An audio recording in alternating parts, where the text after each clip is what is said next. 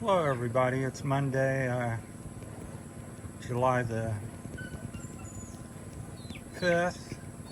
I'll get it out there. Anyhow, this is the Rusi, the latest update. I've done a 21-inch front and rear wheel, same tire, front tire on the back, and identical IRCV, I think 35s they are. So that's what it looks like, kind of like a mountain bike setup, kind of a 29er, they call it the mountain bike. So it's not too bad. I kind of think I prefer a wider tire in the back, somewhere around 4-inch.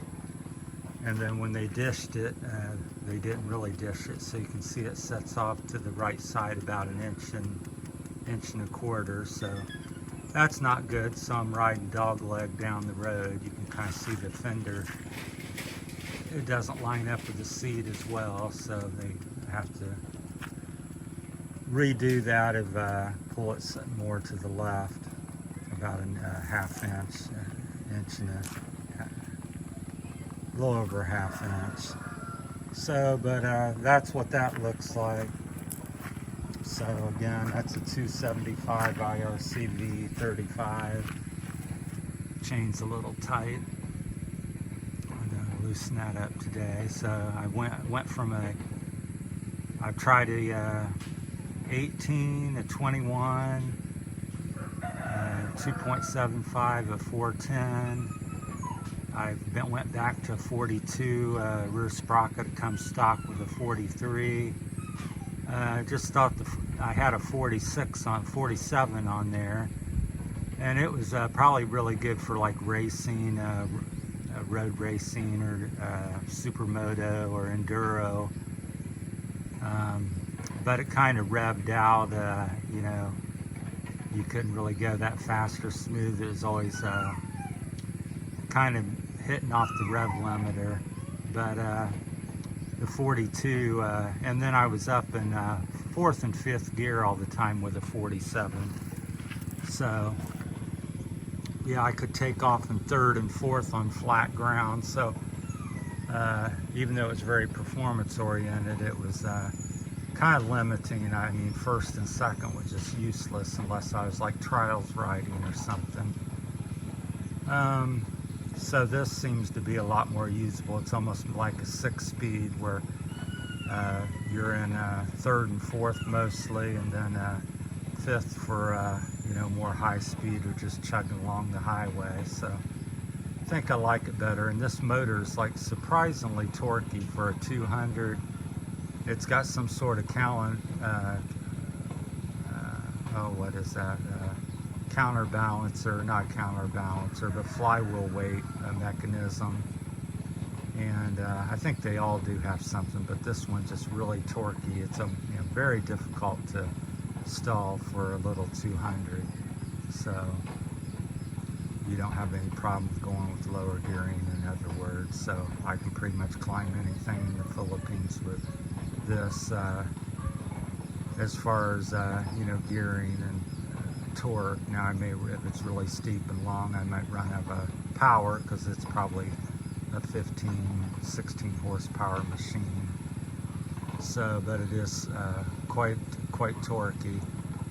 So that's that. So today I'm going to go up and put the 18s back on, the 410s front and back, the IRCV 33s, I believe. I got that correct. And then I'm going to also pull up the axle. You can see the axle there. Walk around the other side so you can see it better. So I've been running for the last couple months with the axle, which is right here, all the way back. So I'm going to move it more towards the front as much as possible. So another 30 or so millimeters up front. And that should quicken up the steering. And also I'm getting, when I get a passenger on there with it all the way back, it overwhelms the shock, and once the handling is very poor. You have to add more preload or a stiffer spring, because you're essentially making this lever, as this axle goes back, your lever gets longer, which acts like a, you know, longer lever. You can get more leverage on the shock, so it makes the shock seem softer. So if you need a softer shock, then extend the swing arm. Also, if you're on a high horsepower motor, chickens are honking, you can also want a longer one to avoid wheeling. But a low power machine, the thing with longer though is you do give up quicker steering. So I'm going to lower the back end a little bit because it actually makes it about 3/4 of an inch lower, 1/2 inch to 3/4. That'll scare the chickens. And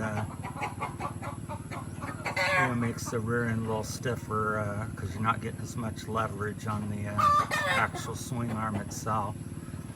So that's, if you got any other questions or something, that's about the basics. It's a longer lever, it keeps you from wheeling, softens up the suspension. The negative is it slows the turning and it stabilizes the bike up front. So it's a combination of what you're wanting to achieve. So it puts a little more weight on the front for if you need more weight. If you slide it up, it lessens the weight on the front for quicker steering, geometry and stuff. So that's about it. The dog TT's checking out the bike. So everything else is pretty good. The motor's been very good as far as I'm concerned after the last 1.5 years of ownership. Just playing with the different sizes. I come from a mountain bike and enduro background, so I like to toying with the bike, and then, like I said, it's an inexpensive bike, so you can easily put another 1,500 in it and still be under about $3,000. So, and you can't hardly even buy a bike for $3,000. So that's what we're doing today, switching out to 18 front and back, 410 front, 410 back, identical setup. Rim locks have been good. There's the rim locks. I got 2 in each wheel. So I got little plastic Chinese, kind of like Barotac or something, mimicking, but it's metal with plastic inside, little blue nylon plastic. So that's been working good. You can see the valve stem's nice and straight. Done that on 4 wheels now, and I haven't spun it yet, and I've been down to 10 psi on it, so it's been holding up really well. Headlights, halogen not the LED headlights been working really good. IRC tires are good. Really like the fork extension. You can see it's setting up a lot higher. This is 21 inch and it's up here above the tire, so it's giving me about 12 inches of slider exposure down here, but I'm still only getting about 7 inches of travel and about 5 in the back. I would estimate maybe 6. So that's it on the update on the Rusi KRY 200. It's a 2022 model. I bought it brand new about 1.5 years ago or so. So just plain wheel package. The biggest problem I've been having here in the Philippines is getting the wheels built properly. So if you look there, you can see, I'm trying to get the camera lined up, you know, and get back, but anyhow, it's not setting crooked, it's just dishing. If it's not lined in the dropouts, it would be sideways like that. It's not sideways, it's just over. It's straight but over to the right more than it is to the left. So that's it's called wheel dish. So the dish of it is, so I don't think people understand that here so much, and they don't order the right spokes, or because you need maybe a little longer spoke, maybe 5 millimeters on one side or something on this side to allow the wheel to be pulled over to the left more. So anyhow, that seems to be a problem. A lot of the bikes I look at, they're off center, which causes you to ride down the road funny, but you can ride it. It's just kind of getting used to a bad thing, so it doesn't ride very good in my opinion. So anyhow, the next wheel set I'm going to, or back wheel, I'm going to supervise very closely and make sure that we get it dished correctly.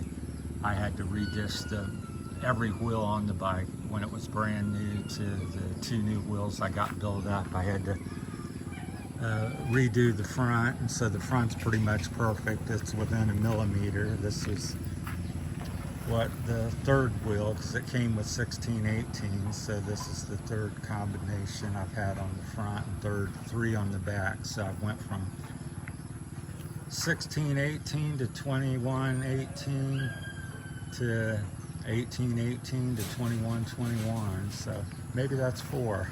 So all right, well, thanks for watching. Hope everybody had a good 4th.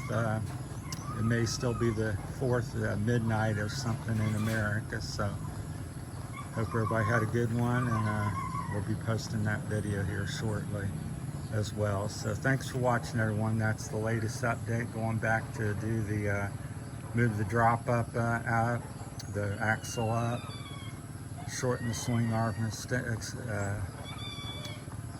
up essentially with sliding the axle up, and then putting the 18-inch wheels back on it. So I'm going to drop it down about 3/4 to 1 inch over what it sets now, and I've got about 13.5-inch clearance or so, around 13 to 13.5 ground clearance. So I got plenty of ground clearance.